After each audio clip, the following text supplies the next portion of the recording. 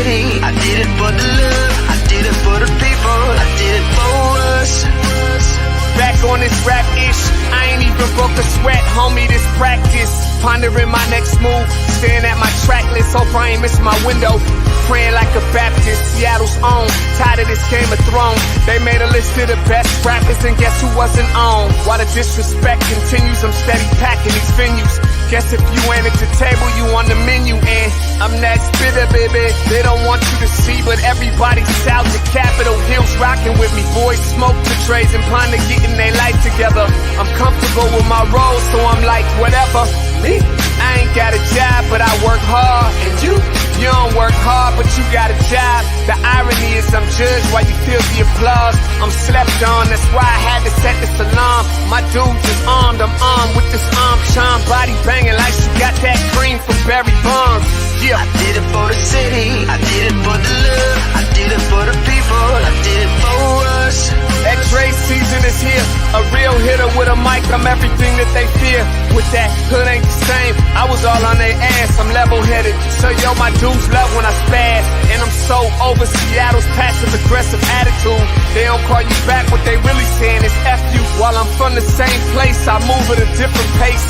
I prefer if you just said it to my face, damn, I did it. I did it for the city, I did it for the love, I did it for the people, I did it I hate for these us. average dudes with they average spit, writing average rhymes, knocking average chicks. The closer I get, I can feel the people starting to shift. I'm loyal to a fault, and everybody can't come with. Rap's a rich man's game, I'm only playing with change. They bang models and singers, I'm knocking my own flame, I'm different. The crowd, I move with the chosen few. Black thoughts, I could be the front man for the roots. No diamonds and gold, I'm on my sticks and stones. If we can see your panty line, you should have on a thong. My team is strong, through this fire we forged a bond. And they already know what it is when I get on. To the hearse, party like it's December 31st. When I'm on my deathbed, I probably cracking my nurse. You ain't got the bars to compete, I'm a verbal athlete. Deflating these boys so they say that I cheat. Damn, I did it. I did it for the city, I did it for the love, I did it for the people, I did it for us.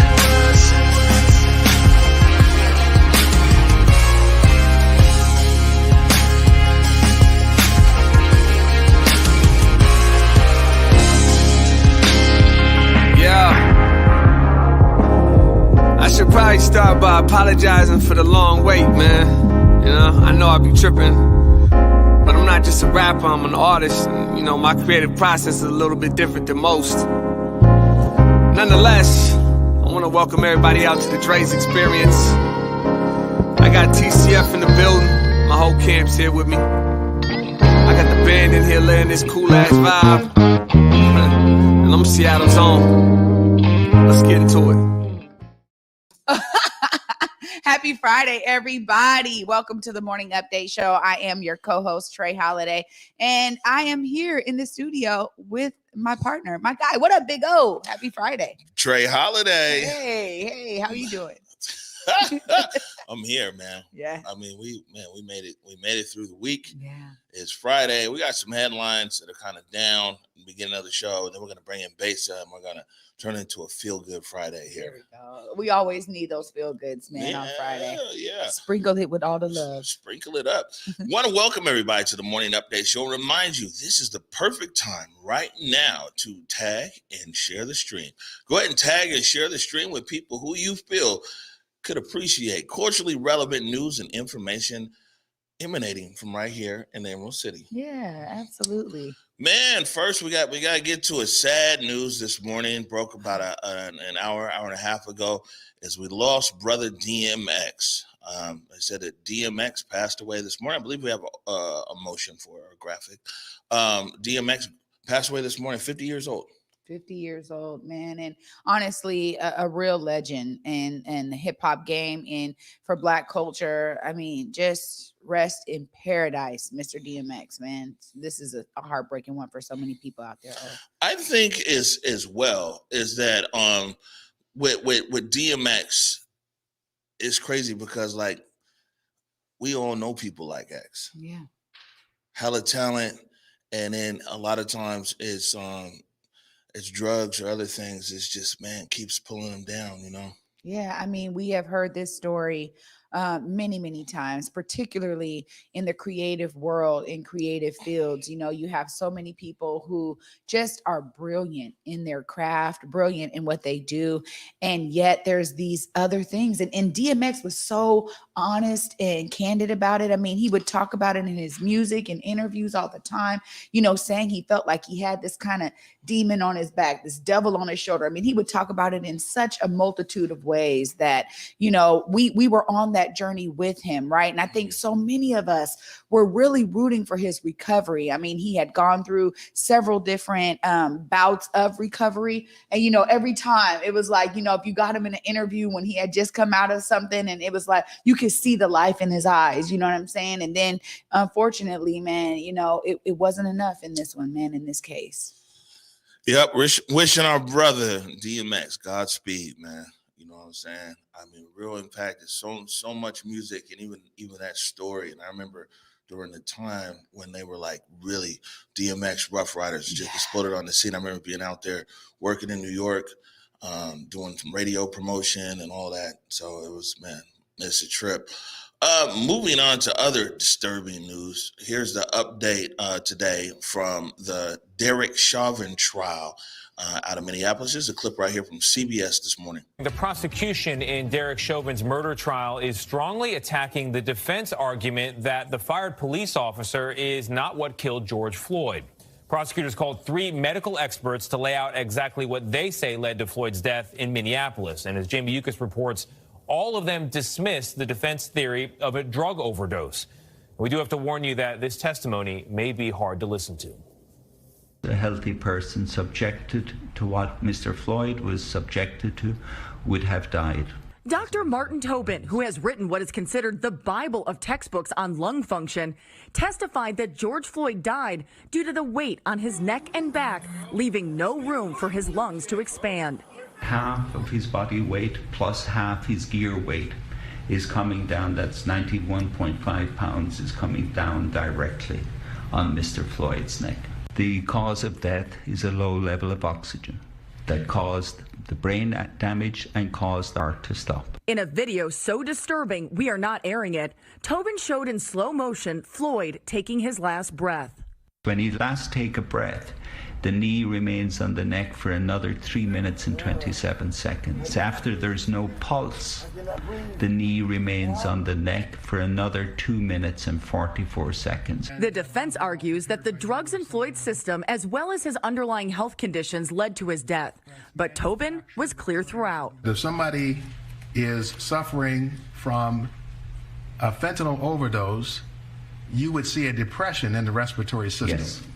Did you see any depression in Mr. Floyd's ability to breathe whatsoever before he went unconscious? No, absolutely not. Thursday's last witness, Dr. William Smock, backed up Dr. Tobin's assessment. Mr. Floyd died from positional asphyxia, which is a fancy way of saying he died because he had no oxygen left in his body. Did you consider other possibilities as causes that you evaluated and dismissed as unlikely? Absolutely. Joe Tamburino is a Minnesota criminal defense attorney who is not affiliated with the case. If you were defending Derrick Chauvin, would you tell him to testify? At this point, I would tell him to testify because there's been such damning information that's gone in. Really, why not? The city's chief medical examiner is expected to testify today. He ruled Floyd's death as a homicide and the cause as cardiac arrest complicated by restraint and neck compression. That means the defense can make a case that Chauvin complicated Floyd's death but did not actually cause it. Anthony? Jamie, thank you. So tired of this pulling at straws, and when we see testimony like that, that is so effective and coming from experts to say it wasn't about these other things that the defense has been throwing out there, trying to put doubt in the minds of the jurors. At the end of the day, I am really sitting here like willing that the jurors are listening to these experts. And I love how the prosecutor said, look, I mean, we're also able to examine other opportunities, other possibilities, and dismiss them. And they said yes That is key to this. It is key to, again, spotlighting how the defense, I guess, is doing their job by trying to cause doubt, trying to put these other ideas out there. But they are getting smacked down time and time again. Oh, period. Yeah, I think it's real troubling as well as when we say that, when you hear him saying that Floyd was dead and this guy's knee remained on his neck, remained there for minutes afterwards. He'd already taken his last breath, and then the knee remained there. You know, when it's almost coming up on a year, and since May of last year, I've been saying, like, man, what a crime against humanity.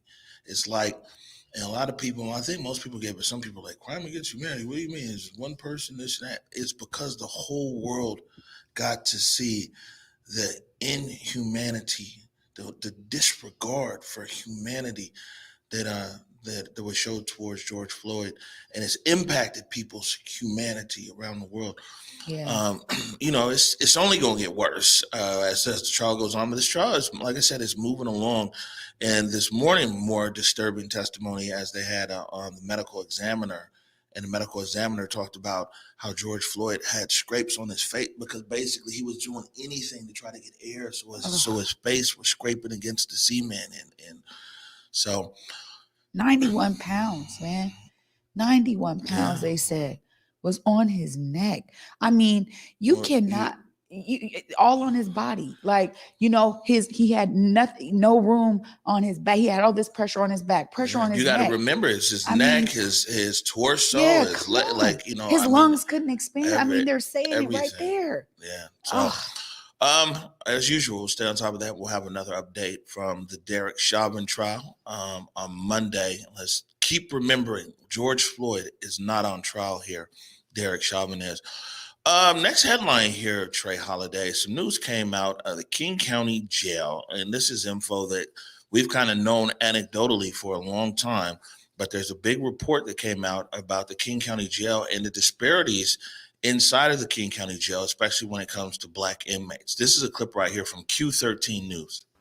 Well, in other news, more than 30,000 people are booked into King County jails every single year. And now a new audit released today reveals a string of racial disparities inside the system. Some of those disparities can last beyond a person's time behind bars, which can impress negative impacts on the communities that the criminal justice system is ultimately trying to protect. Q13 Steve Kiggins takes a deeper look into the data.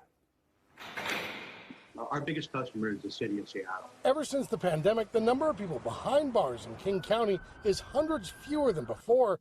But the issue of safety for community members and county employees is at the heart of this hearing. At issue, this new 60-plus page audit reviewing approximately 3 years of the inner workings at jails in both Kent and Seattle reveals the county lacks a comprehensive risk management strategy. We are the second largest mental institution in the state. Not only did the audit reveal as many as 10 people arrested every day who are in need of psychiatric housing don't get it, but racial disparities mean Black inmates more often face harsher disciplinary actions, are placed in higher security units, and systemic racism perpetuates the cycle. The agency's director says outdated technology keeps the institution from gathering good data to make better plans. Is that something that is tracked on an officer by officer basis? Right now, it's all a paper system. That's why we want to move over to a system where it's much more easy to look at. But in the meantime, that doesn't stop us from looking backwards also. And that's why I believe bringing in local universities as well as our own study will be very helpful to look at that. The audit also reveals Black populations stay behind bars longer than other communities, and physical altercations leave the public and jail staff at higher risk for injury inside the Seattle facility. Jail is not a place that people go and somehow leave transformed and changed for anyone, particularly people of color. Sean Good, director of Choose 180, a diversionary program that offers restorative justice and a way to avoid jail for those facing charges, says the audit proves how the criminal justice system lacks meaningful reform. We've continued to perpetuate this narrative that this is the way that we keep communities safe, when in reality, it's just the way that we hide people who are suffering. The agency's director, former SPD chief John Diaz, says his department is investing in new technology systems to capture better data and will soon address the audit's dozens of recommended changes. But for good, the audit highlights what he believes, that criminal justice means nothing if it's riddled with systemic bias and offers anything for reformation. This system of jailing people is one we've invested in for far too long, and we do not see the transformation that we're looking for, and this report demonstrates exactly why. Steve Kiggins, Q13 News. Yeah, it's a lot of people talking about this report, the audit that came out around the King County Jail. I mean, well, as you said it in the setup, I mean, honestly, these are numbers that so many of us have been understanding for a very long time.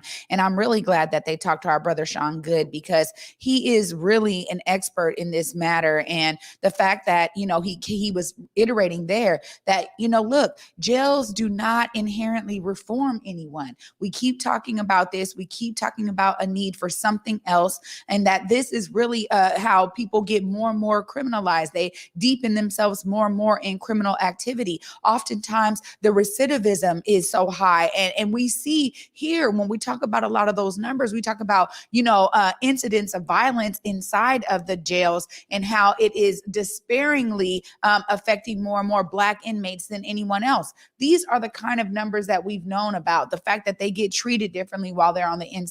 I mean, this is what I've heard from people who have served time. They understand this, and it's been a part of their lived experience for many years. Oh, yeah, no, for sure. And I mean, just basically, even if it's, I mean, just be fair. Yeah. You know what I'm saying? Like, I mean, I know it's an argument about, you know, different options. People go to jail, not go to jail, whether there should be jails or no jails. Currently, there are jails. It might just be fair. Mm-hmm. And, you know, the numbers consistently come out, and that of what we see down there in the jail, it's a lot of movement right now around that jail, and the jail is operated by the sheriff's office. There's calls for the sheriff, you know, to step down. Anyways, we're gonna play the clip here, but we're gonna talk to some experts over the weekend and go further into this jail story on Monday. That's good, because I mean, there's always probably so much more to uncover here. A lot of nuance that people don't really understand unless they're part of it. So yeah, it's great. All right, good stuff. Well, I think it's time that we change the tone and tenor of Friday now. We're going to shake it off a bit and go into our feel-good Friday mode here, and we're going to take a break. On the other side of the break, though, we have Besa Gordon from the Rewind with Besa. I'm sure I've got a handcrafted macaroni glued to the paper motion graphic back there. So, voila. Besa Gordon from the Rewind with Besa. It's going to be talking about what the show tomorrow is going to be on. I'm sure she'll probably have a few words about DMX. You're watching the Morning Update Show. I did it for the city. I did it for the love. I did it for the people. I did it for us. Back on this rap ish, I ain't even broke a sweat, homie, this practice. Pondering my next move, staring at my track list, hope I ain't miss my window. Praying like a Baptist, Seattle's own. Tired of this Game of Thrones. They made a list of the best rappers, and guess who wasn't on? While the disrespect continues, I'm steady packing these venues.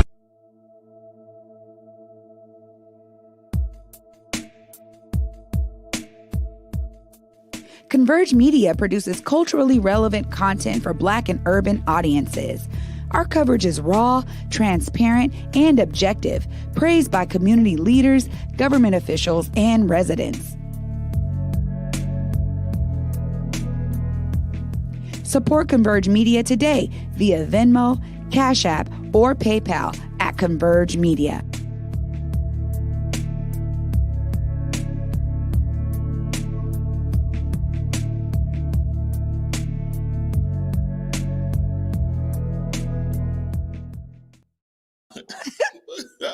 Yeah, it's hard to get one going with Grab Rock now. All right, welcome back to the Morning Update Show. My name's Omari Salisbury. I'm Trey Holiday.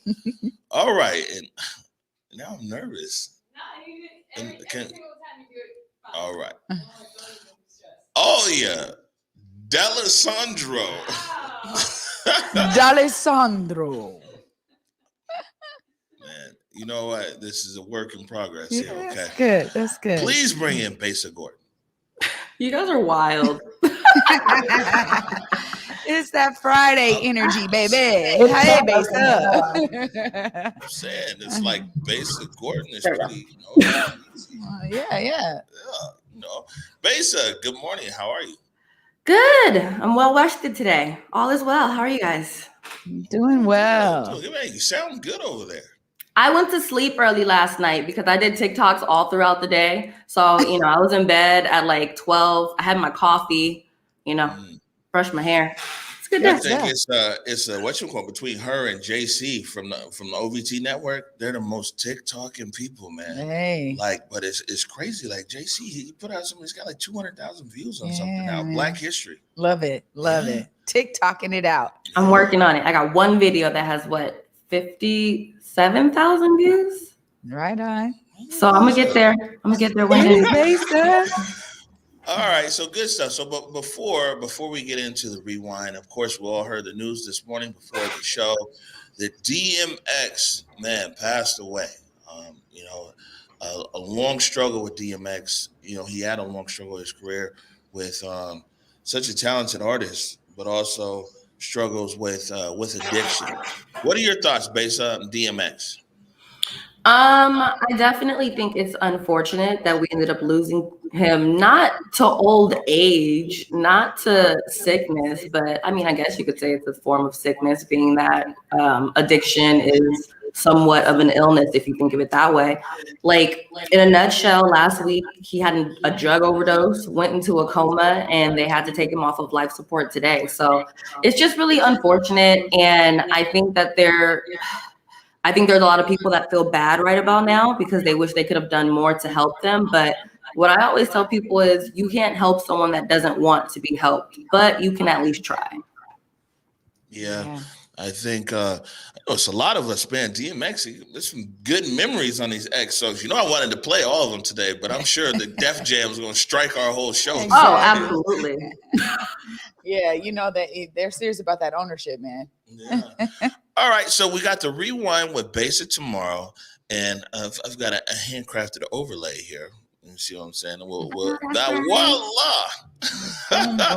All right, so tell us. I know you don't want to reveal too much because it's a live show tomorrow, and you'll have Holly Michelle there. But man, tell us about it. So this is going to be my first show where I actually bring an artist on. So it's going to be fun. It'll be the visual way that I typically would do my interviews at the station, which is I have the artist come in. They're more like a co-host than just an interview. So we're going to talk about the Netflix movie, Seaspiracy. She's actually vegan. So we're going to talk about that a little bit and her weight loss journey within that topic. Of course, we're going to touch on DMX and how there were so many rumors going around yesterday before his family was even able to announce his death. YG, rapper YG from California, apparently he got one of his songs taken off of YouTube and Spotify because of some Asian hate within there. I never heard that line before, but it's there. So we're going to talk about that. I'm going to give my predictions on the Derrick Chauvin case because, as you guys may or may not know, every single weekday I call into the Wake Up Show on Cube, and then I do like a quick recap of what happened in the case. So she and I are going to talk about that. And then especially within the YG topic, I want to talk to her, being that she is an artist, about censorship.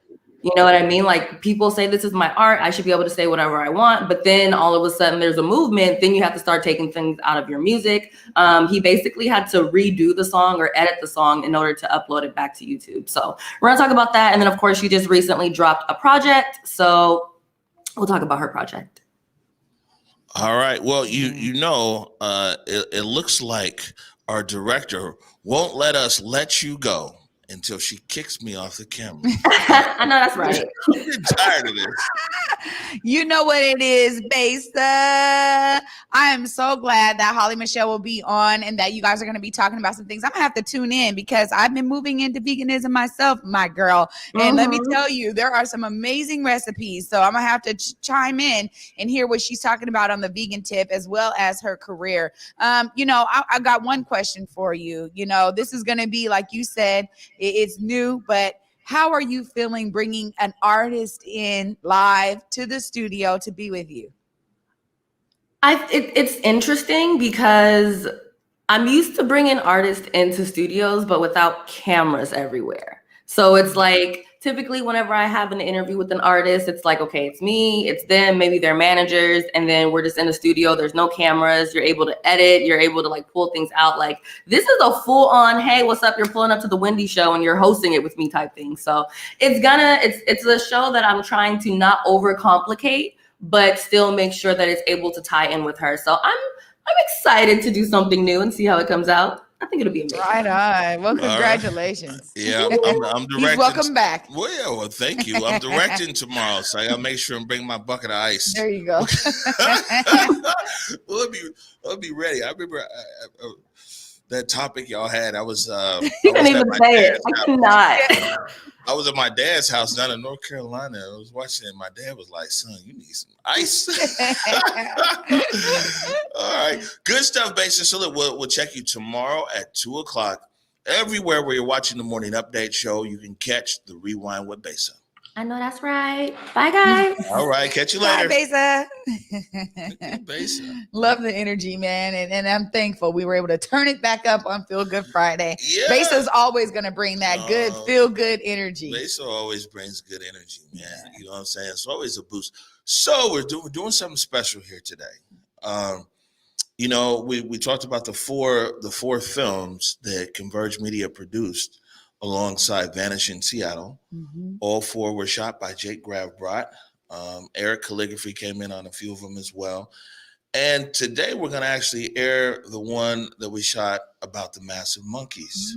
So it's pretty dope. If you're Seattle and, you know, if you're music and if you're hip hop culture, then you know the Massive Monkees, everything else. So it's pretty dope. We're going to take a short break right now. And when we come back, we're just going to go directly into our Vanishing Seattle Converge Media collaboration with the Massive Monkees. You're watching the Morning Update Show.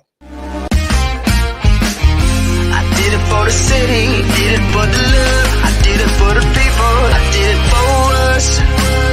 Back on this rap-ish, I ain't even broke a sweat, homie, this practice.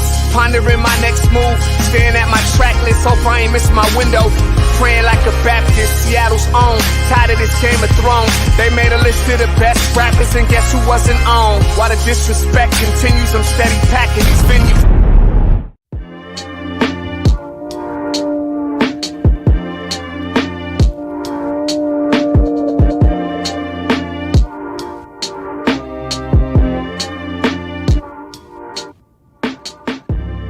Converge Media produces culturally relevant content for Black and urban audiences.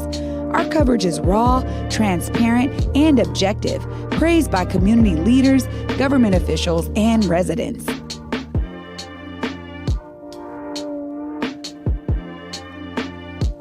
Support Converge Media today via Venmo, Cash App, or PayPal at Converge Media.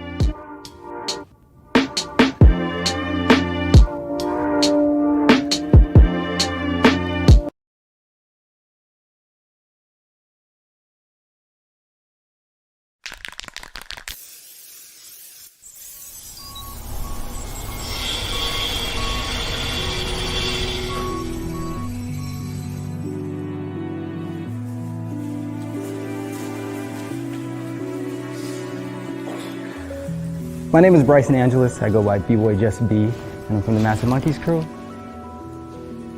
Massive Monkees crew was started in 1999.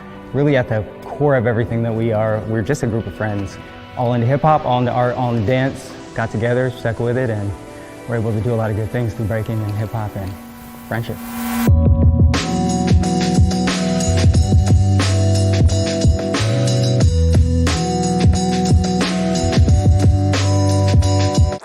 We won multiple world championships, one in 2013 in Korea, and one in 2004 in London. As performers, we performed on some pretty big stages, NBA All-Star Game, on tour with Macklemore, Ryan Lewis, performed at the Video Music Awards, European Music Awards. I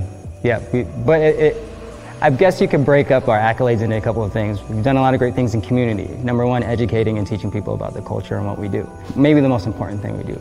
We get the audience by winning world championships, getting to these huge stages. And then the other part at the heart of what we do is like battling. competition. It's competition. It's what drives us to be better, to show better. And there's a couple people in the crew who are super, super competitive, and they kind of drive everybody else to be as competitive as them, which is a blessing. It's a good thing. 2013, we opened the Beacon for Massive Monkees to operate a lot of the classes, workshops, do a lot of the programming that we were doing with other organizations. It actually became something much bigger than that, that was more about the entire local community of dancers. There's a lot of people who were really great at what they do, but didn't have like a huge spotlight on them or places where people could recognize or see them, or people were just bubbling on their potential, like, I just need a place to like test these things or try these things that I want to teach, or I want to learn more about these things. And what the Beacon became was like a place where like all of this collected, gathered energy that we had done since '99, we're like able to like hone it in on one place to bring some attention here. And then all the people around and all the people who played a part in us growing and developing, old school, new school, people who are coming after us, all like converged in this place. So it was like, it wasn't the plan. It wasn't the plan for what this was going to be, but that was probably the most beautiful thing, how it connected a lot of people, re-engaged a lot of people, and then launched new people. Where I'm watching some of the younger cats, like, they're amazing in Seattle. They're amazing in Seattle. And all the people who are coming into the space built the space. I'm happy to be in here. I'm happy to see what it is. I'm happy to reflect on it and see that how much great things happen here. But even on the way moving out, it was like, it's all good. Like, this is just the timing of it. This is the pandemic. This is the timing. Like, for us, it was like we had spent 8 years in here. We're not even able to hold classes right now. You know what I mean? Like, and 6 feet apart, you imagine how many people you have to stack in here to make rent. We can get all these people seeing us and ready to do it, but if we can't come in the space, then what are we doing it for? So it's tough to leave this space, but we very much made a conscious decision that it was the right thing to do at the time. Honestly, being in the space now is like, don't let it fool you. Running the business was tough. Like, running a business was tough. I got into it as an artist, like all these ideas, all these visions, some idea of how to execute on it. But I'm an artist, and I wanted to open a dance studio because I'm a dancer, and this is the community. But I think that the city did well in helping recognize us on our way up after winning world championships, giving us recognition for Massive Monkees Day, Mayor's Arts Award. These type of things were great for us because it almost gave the trust of some of the community who may not know who we are. I think if the city continues to do that around arts and around artists and around things that aren't so accepted, then maybe we can help other people like us at a younger age do it. I think that we did great as business owners. Me and my partner Jasmine, we figured things out when it needed to. For like 2 or 3 years during us being in the space, I was touring with Macklemore, and so with the leadership of certain crew members and Jasmine being a big part of it, who was running a lot of the business kind of quietly, and she's doing a lot of the tough work, like a lot of the administration and operations, and so when I took off, she continued to do that. But the artists and the dancers and the teachers and a lot of people like, yo, how can I help? When you're gone, how can I help? How can I do this? And I'm like, yo, this is crazy. And so it was dope, but truthfully, that kind of shit was going on in here the whole time. There's like classrooms full of kids. You know what I mean? Like classrooms full of young kids, old kids, adults who are just stepping into what breaking is, or these hip hop dance styles, or these funk dance styles, or these dance styles that are like all about community. You know what I mean? They're all about how can we come together in a room, dance, vibe out, share energy. So many people are coming into the studio all the time getting introduced to what this is, you know what I mean? Because our audience was so diverse, or the people coming in to do classes, then there's parents and people who wouldn't know about the space otherwise. We're like, yo, but there's this dope, wide open dance studio that's in Chinatown, so anything from a kid's birthday party to a wedding reception to community activists coming together to strategize. There were so many things happening in here. One, by location, I think two, by how welcoming and opening we are and accepting of whatever it is. Like, if it's tight and it's positive, let's do something together, yeah. I think a big thing the public can do is support the dancers and the teachers who are working here. As the business owner, my first thing was when we shut down is like, how can I help support them? But because we're shutting down and we're paying our exit fee on lease, like I don't have a huge amount of finances that we could get to them. So any way that you can support the teachers and the people who are working at the Beacon, motivated to continue doing what they're doing, then when we're ready to open a space, then as long as they're thriving and they're good, then we'll have a place to come back to together. Yep. Thanks for having me. Have a good day. We're good?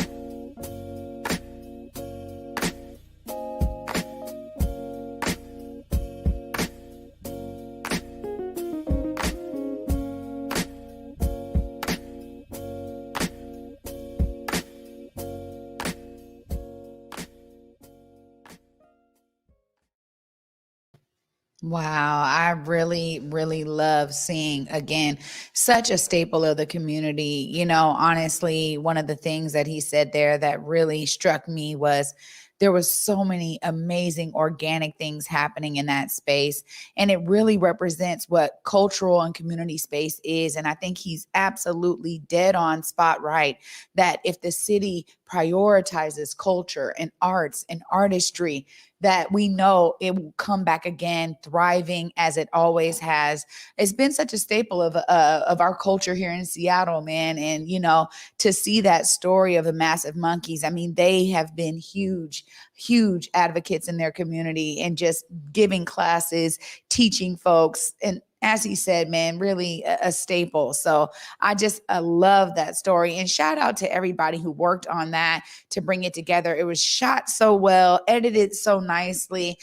Great questions by the interviewers to get him to pull out of that amazing Cynthia. narrative. Exactly. Like, I mean, congrats to everybody working on that piece. And I know that was a real feat of Converge Media and Vanishing Seattle to pull those movies together. Right. And so a few things, definitely want to give some thanks to City of Seattle Department of Neighborhoods. Neighborhoods are a big supporter of this project. And also our supporters, our subscribers, our Patreon team, everybody else. I mean, it's like when people donate to Converge, our $5 family, like whatever it is, this is exactly what we're trying to do is, bring you news and information, but we also, in a bigger sense, we want to be able to tell important stories about our community and about our city. So, I mean, thank you so much for that. And a very special thank you again to Jake Gravbrot. Shot all 4 of these Vanishing Seattle films. Man, my guy, Jake, man. And it's so crazy because the first photo he took of me, I said, oh, yeah. Every day that we can make it happen, he's amazing. His aesthetic is amazing again. And for me, it's almost always about the story. And so hearing that amazing story of the Massive Monkees, their resilience, being able to be in that space for 8 years as an artist collective like that, that's already massive in and of itself. So congrats to everybody who's been a part of the family of Massive Monkees. You guys have been doing amazing things. And I know that you guys will continue to do amazing things. Yeah, for sure. We're going to take a break right now. We got one more segment. We got a short show today. We got a production at the top of the hour. But I got something nice for you to end a Feel Good Friday on. You're watching the Morning Update Show.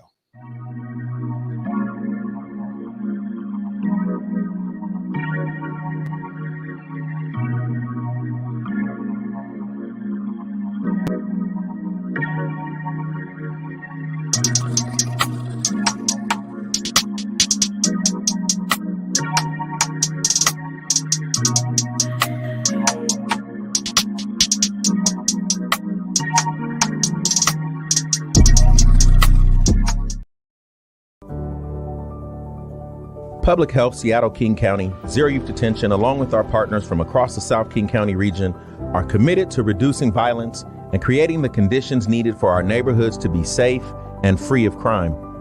Too often, the response to crime and violence has been a piecemeal approach with a program here and a program there. When family units collapse, schools fail to educate, the economy fails to produce jobs, and crime rises, we've looked to law enforcement and punitive measures to save us. Nothing could be more wrong or further from the truth. Law enforcement can't shoulder all the burden or take the rest of us off the hook. We are acknowledging the lived experiences of Black, Brown, and Indigenous communities. We are centering community as the experts who can effectively identify key issues related to systems, policies, and practices that impact children, families, and communities of color across this region. Those most impacted by the issues will help call out and identify the root causes, including structural and systemic factors. 150 residents will partner with King County to develop strategies, solutions, and an action plan that explicitly addresses system changes needed and eliminates barriers to access for Black, Brown, and Indigenous folks. These residents will also identify the criteria used to measure our collective success. Simply put, we need your help as we do the work needed to make King County the safest in this country. It will take specific commitments from all of us, community members, our young people, elders, and leaders from the sectors all across this region. Together, we will get this work done. Please click the link below and sign up for a work group. Or you can recommend a co-facilitator from community for each work group. We look forward to hearing your ideas, concerns, feedback, and solutions as we build a community where all our children can be happy, healthy, hopeful, safe, and thriving.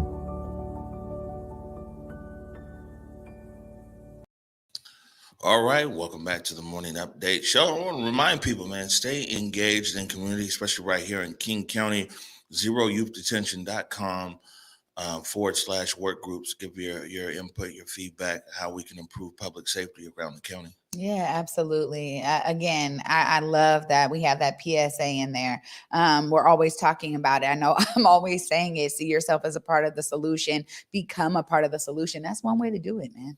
Yeah, good stuff. All right, so one last clip here before we get out of here. You know, we got to leave it in a feel good kind of way. You heard of Black Violin?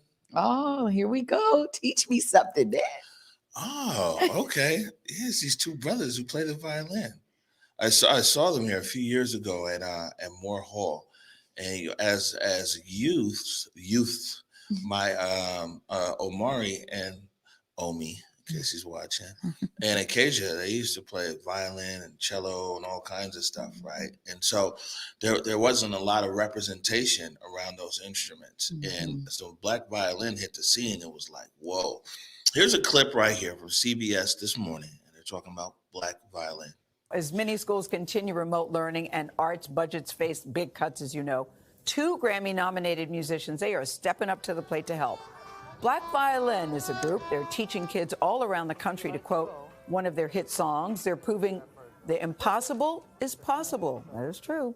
Manuel Bojorquez shares their story as part of our series, A More Perfect Union, showing once again that what unites us as Americans is far greater than what divides us. We can do anything. Chances are you haven't heard classical music that sounds like this. We can go anywhere. You don't need a cello if you could do that, right? It's the sound of Black Violin, the genre-bending duo working to help students, like those attending their old school, Parkway Middle in Florida, follow in their footsteps. What made you guys pick up this instrument? They inspired me. One time I saw them at my elementary school and they just started freestyling, doodle-doodle, whatever they usually do. And I was like, wow, they sound great. Slide all the way up. You in the back right there. Black Violin's Kev Marcus and Will Baptiste grew up in working-class neighborhoods in Fort Lauderdale.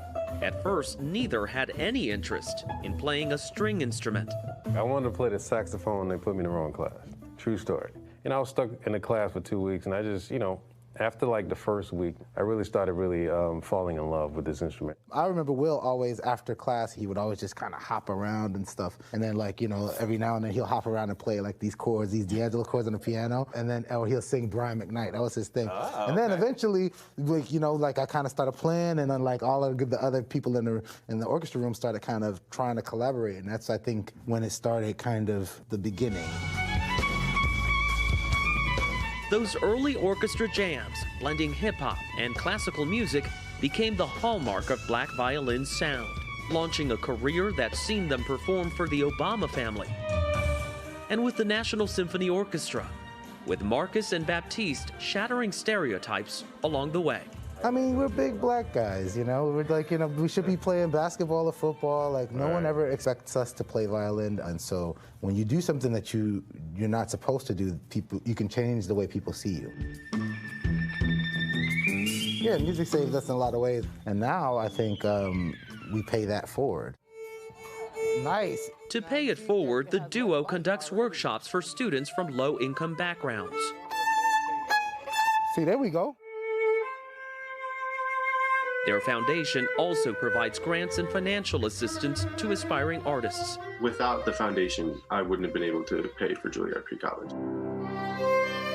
They really enabled me to be able to have summer lessons and participate in a summer program. Without their funds, I really don't know how that would have been possible for me. And during the pandemic, the two are hosting virtual events for students across the nation. Thank you. Really amazing music. I really loved it. Amazing cannot describe the type of music I just heard.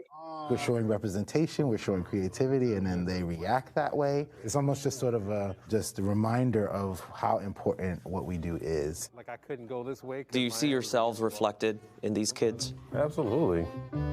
And that's why we wake up in the morning and perform for these kids, because we see ourselves in these kids and they see themselves in us. To be at this level, being able to do something that you love and travel the world and being able to inspire and uplift the world, I mean, it's just, it's a dream come true for sure.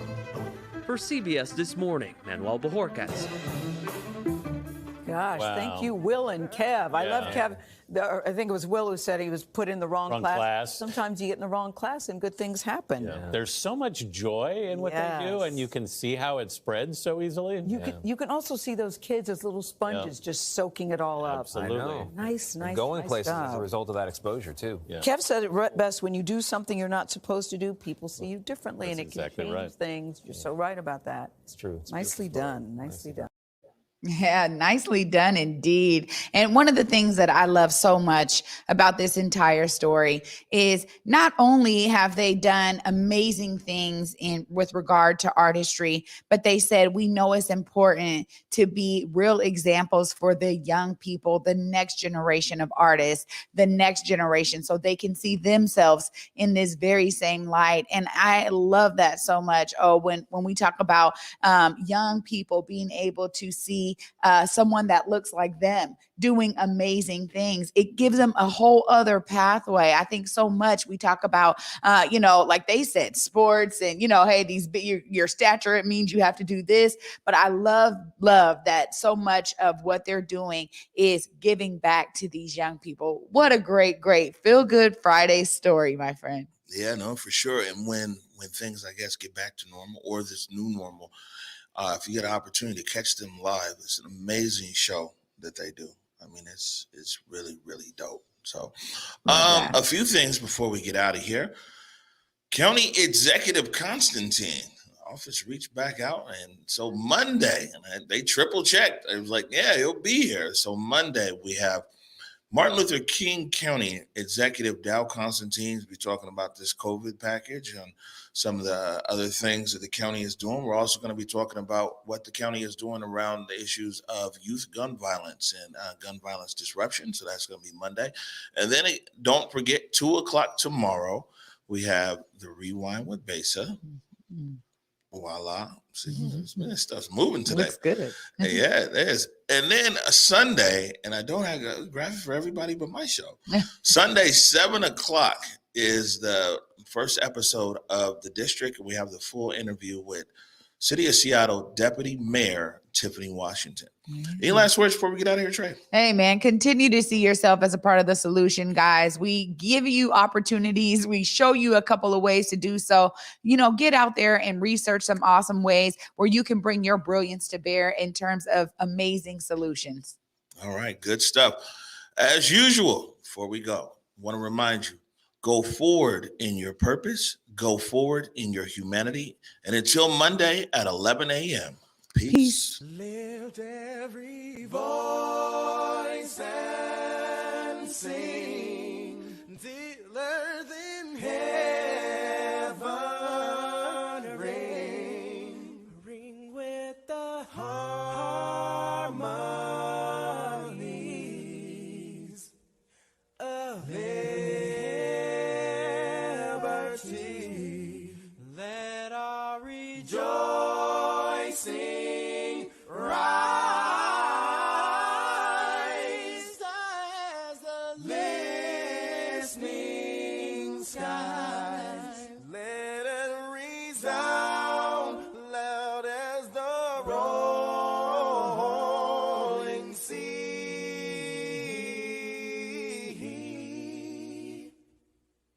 Sing a song full of the faith that the dark past has taught us. Sing a song full of the hope that the present has brought us.